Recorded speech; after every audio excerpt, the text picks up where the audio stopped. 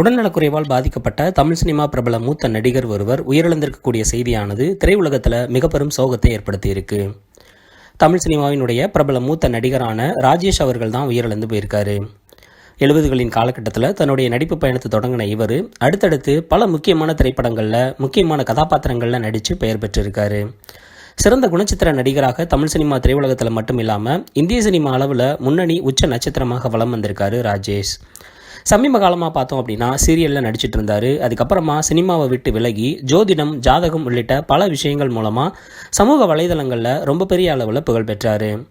சமீபத்தில் தன்னுடைய 75வது வயதில் சென்னையில் மாரடைப்பால் உயிரிழந்து போயிருக்காரு நடிகர் ராஜேஷ். இவருடைய மறைவு சினிமா திரையுலகத்தில் ரொம்ப பெரிய சோகத்தை ஏற்படுத்தியிருக்கு.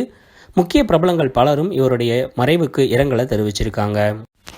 மறைந்த நடிகர் ராஜேஷ் அவர்கள் தன்னுடைய 40வது வயதில் சென்னைக்கு அருகில் இருக்கக்கூடிய அவருடைய இல்லத்தில் கல்லறை ஒன்றை அவரே கட்டி வச்சிருக்காரு. அவர் உயிரோடு இருக்கும்போது அவருக்கு கல்லறை கட்டினது ஒரு தனித்துவமான முடிவாக பலராலும் பேசப்பட்டுச்சு. உயிரோடு இருந்தப்போ அவர் இந்த விஷயத்தை ஒரு இன்டர்வியூவில் தெரிவிச்சிருக்காரு. கார்ல் மார்க்ஸ் அவருடைய கல்லறையை பார்க்கும்போது தான் இவருக்கும் கல்லறை கட்டணும் அப்படின்னு ஞாபகம் வந்திருக்கு. இவரும் அந்த கல்லறையை கட்டியிருக்காரு. அவர் நினச்சது போலவே அவர் இறந்ததுக்கு அப்புறமா அவர் உயிரோடு இருக்கும்போது கட்டின அதே கல்லறையில் அவரை அடக்கம் செஞ்சுருக்காங்க.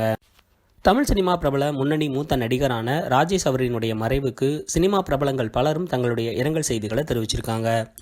நடிகர் ராஜேஷ் அவர்களை உங்களுக்கு தெரியுமா? அவர் நடித்த திரைப்படங்களில் உங்களுக்கு எந்த திரைப்படம் பிடிக்கும் அப்படிங்கிறத மறக்காமல் கமெண்ட் செக்ஷனில் சொல்லுங்கள்.